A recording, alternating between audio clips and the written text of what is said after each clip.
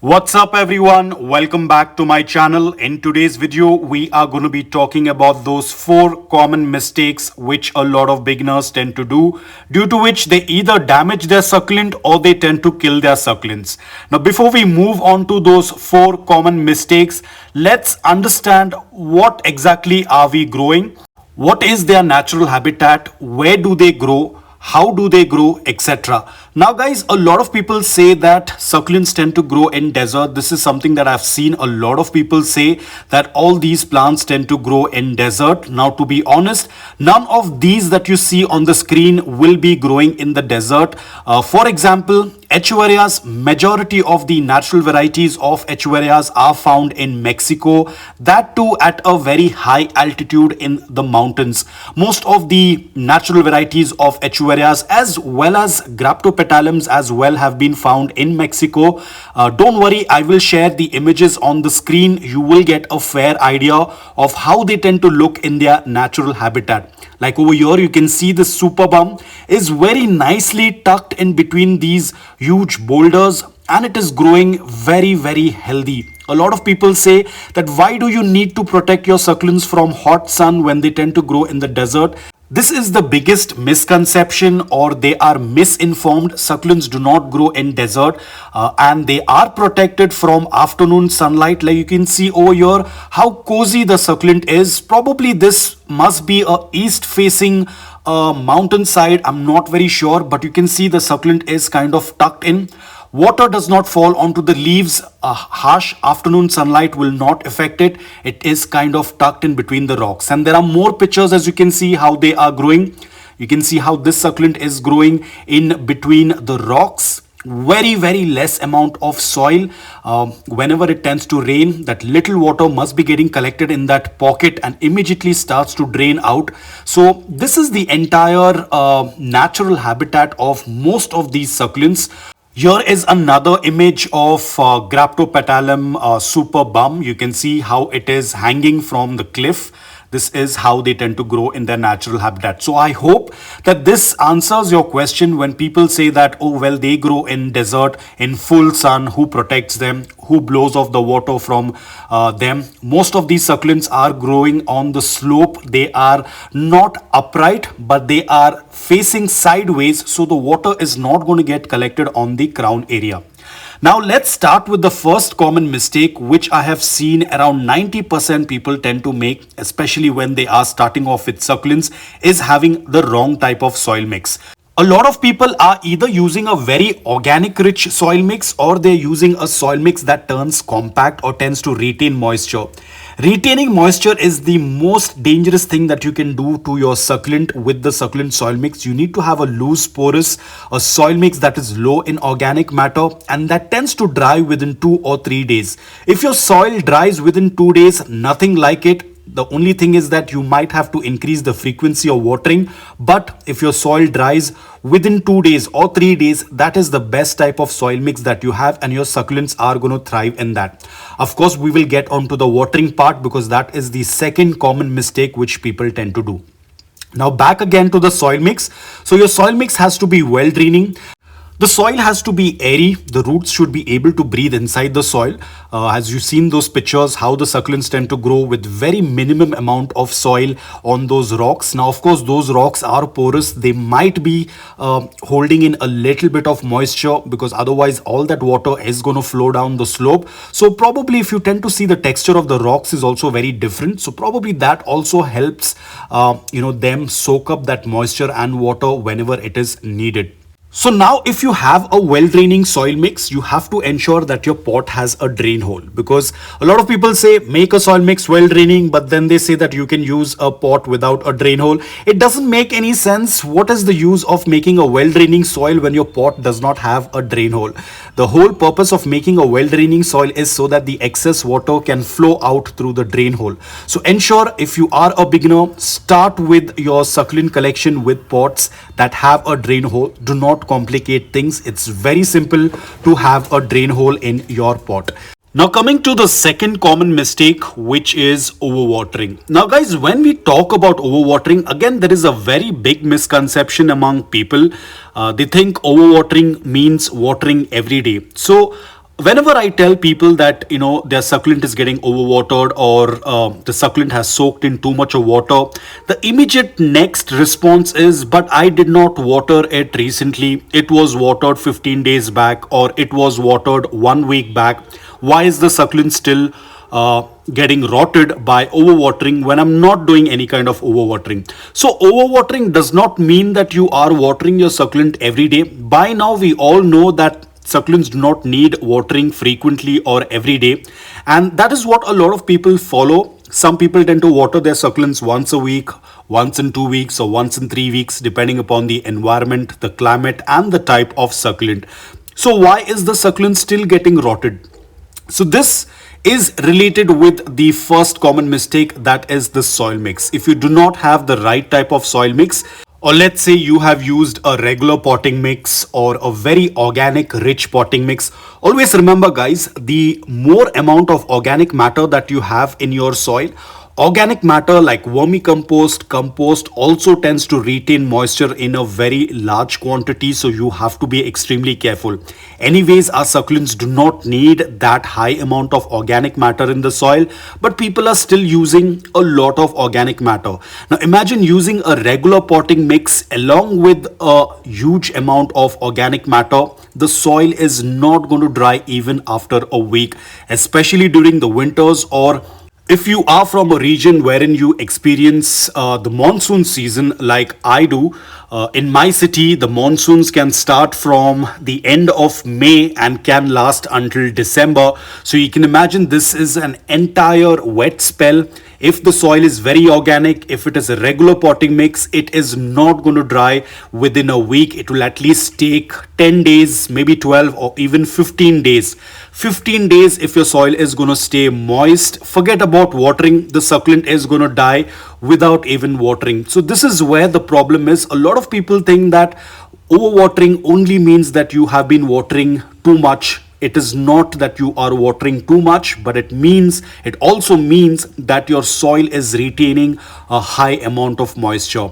Again, this is related with other things as well, like the first one, that is the soil mix is incorrect. Secondly, you are using a pot that does not have a drain hole, and probably there is some moisture retained at the base of the pot, or you're using a very large pot due to which there is a huge amount of soil. Larger volume of soil will retain more moisture. So all of these can contribute to overwatering. Overwatering necessarily does not mean that you are watering your succulents every day or every alternate day, because by now we all are sure how often are we supposed to water our succulents. So the major mistake lies either in the size of the pot, the wrong type of soil mix, or using a pot without a drain hole. Now the third common mistake is so common, because this is something that I tend to see on daily basis on various social platforms, whether it's Instagram, Facebook, Pinterest, Reddit, anywhere and everywhere. Wherever I tend to see, a lot of people tend to have their succulents that are stretching or that are not compact. Even despite getting a grow light, a lot of people tend to still have the issue with stretch. The reason is because probably they have not selected the right type of grow light, or probably the grow light is not positioned correctly, or they are not getting enough light. They have not researched that particular succulent, how much of light it requires, or probably the succulent was gifted to them and they do not know much about succulents. A lot of people tend to keep their succulents in the living room, bedroom, drawing room. Some people even keep succulents in the bathroom. These places are not ideal for succulents.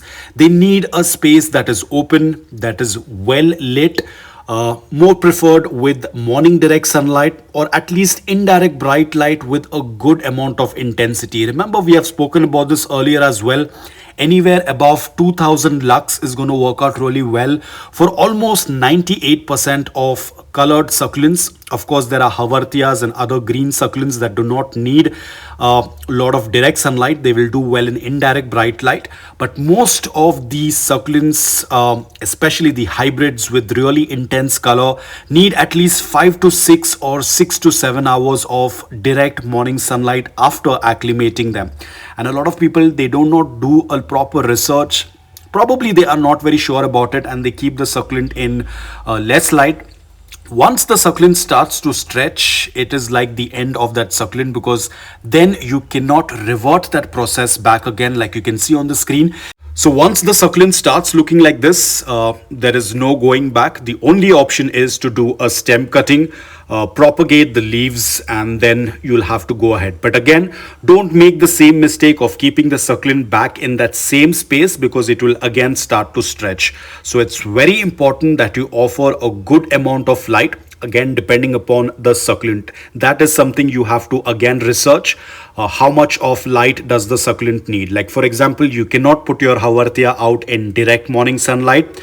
That's the reason why I say, if you're just starting off with succulents, go slow, research about each and every succulent that you are getting in. The soil mix remains the same. The only difference is going to be the watering requirement and the sunlight requirement. Not all succulents have the same requirements in terms of light and watering. The soil can remain the same. There is not much issue with soil, but the two most important thing is light and watering, where there's going to be a difference. Now, the fourth common mistake, and this is something that I have seen it on a very regular basis, especially on Facebook. I feel really bad for people who tend to put the pictures in order to ask for opinions from others, and around 90% of the opinions that have been given to the author of that post is incorrect. For example, a lot of times what I have seen is it is a very simple sunburn that the succulent has, and 80% of the people say that it is fungus. You need to spray neem oil, you need to spray insecticides, pesticides, fungicides, etc. The succulent is gonna die. This was a very simple sunburn. Probably you are a beginner, you did not know about the process of acclimation, so you put out your succulent directly in morning direct sunlight, because this is what usually people tend to tell you, that your succulents need morning direct sunlight. So you purchase a succulent, you're not very sure about the slow introduction process, you put it out in morning direct sunlight, and the succulent starts to get burnt. Either it's going to be on the crown area or on the mid section. Usually when there is a slight transit stretch, or if there is a little bit of fading on the mid level of the leaves, the succulent will get burnt. As you can see on the screen over here, this is how the succulent, when it is not ready for morning direct sunlight, it tends to look like this. In this case, you have to keep the succulent in indirect bright light until the colors start coming back. Once the colors start coming back, once it looks a little bit compact, then you slowly start introducing it to morning direct sunlight, which is the process of acclimation. If you're going to put your succulent directly out in morning direct sunlight, when it tends to look like this, 110% the succulent will get burnt. And then there are 80% of the people who will kill your succulents with wrong opinions, saying that this is a fungus.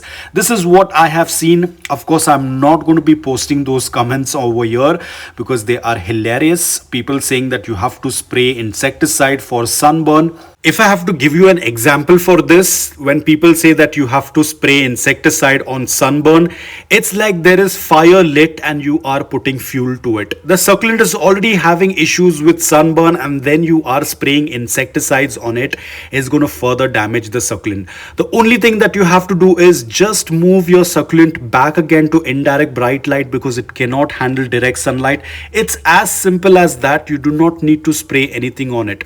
So you have to identify what the issue is. And again, all of these things will come through experience. It's not going to happen within one day. You won't be able to learn everything about succulents in one day. This comes through time.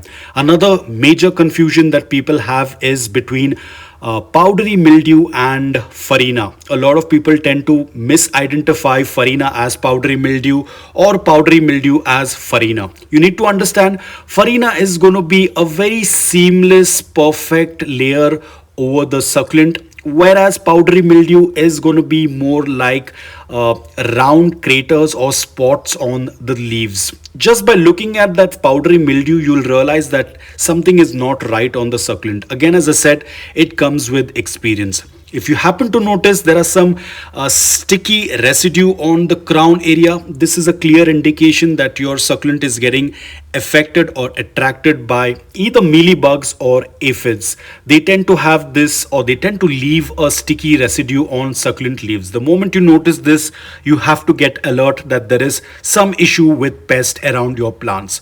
So the immediate action should be to isolate that plant that is getting affected with mealybugs or aphids or scale insects. Isolate the plant, quarantine it, and then start treating it. Probably you can use whatever solution that you have been using for your succulents. I tend to use cinnamon powder. Some people have said that it doesn't work for them. So probably you'll have to find out some other remedy, especially when you have fungus or when you have a pest attack.